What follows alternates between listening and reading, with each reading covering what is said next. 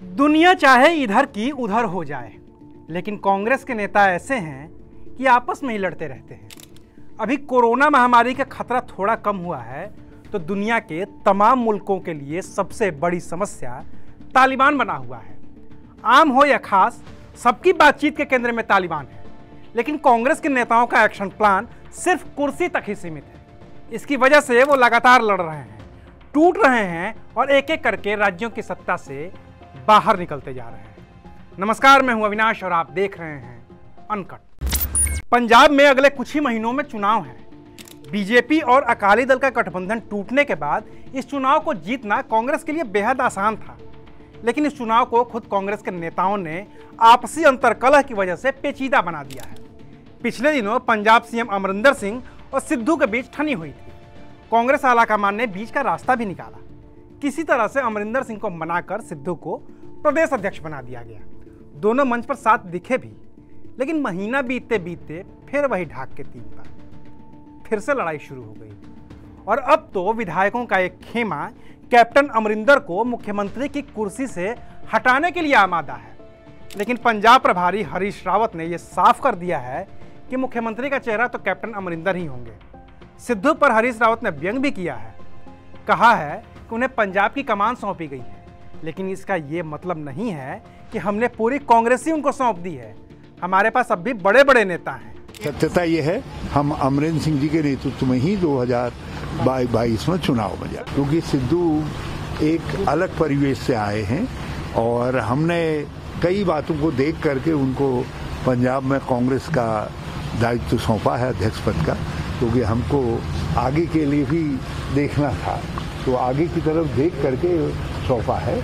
और इसका अर्थ ये नहीं है कि पूरी कांग्रेस उनको सौंप दी है। अब इसका जवाब सिद्धू के गुट से भी आएगा ही आएगा, और जब आएगा तो फिर से तलखी बढ़ेगी ही। ऐसे में ये लोग चुनावी तैयारियां कब करेंगे और कितनी करेंगे, आसानी से अंदाजा लगा सकते हैं। बाकी तो राहुल गांधी विपक्ष पर हमलावर हैं, लेकिन वो खुलकर अपनी पार्टी के लोगों का नाम लेकर कुछ भी बोलने से बच रहे हैं, तो इसका तो खामियाजा उठाना ही पड़ेगा।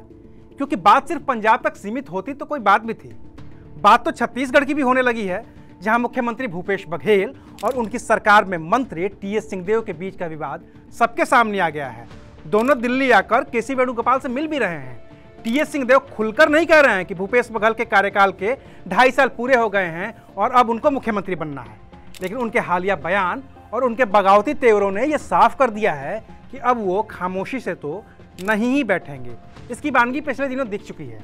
रही बात राजस्थान की, तो वहां इन दिनों थोड़ी खामोशी है, लेकिन अशोक गहलोत और सचिन पायलट के बीच की जंग किसी से छिपी नहीं है।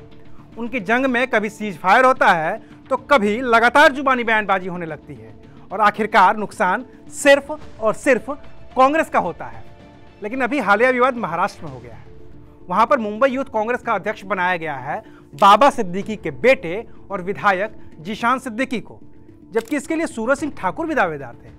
तो अब सूरज सिंह ठाकुर ने राहुल गांधी को अपना इस्तीफा भेज दिया है। ठीक से नाराज बताया जा रहा है।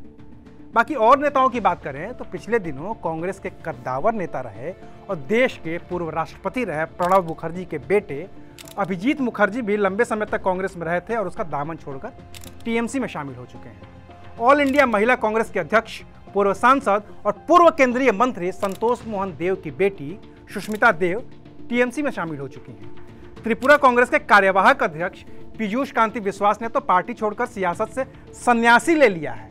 बाकी जितिन प्रसाद के बारे में सबको अब सब कुछ पता ही है। इसके बाद भी कांग्रेस का आला कमान कुछ जुमले उछालने के अलावा कुछ खास कर नहीं पा रहा है।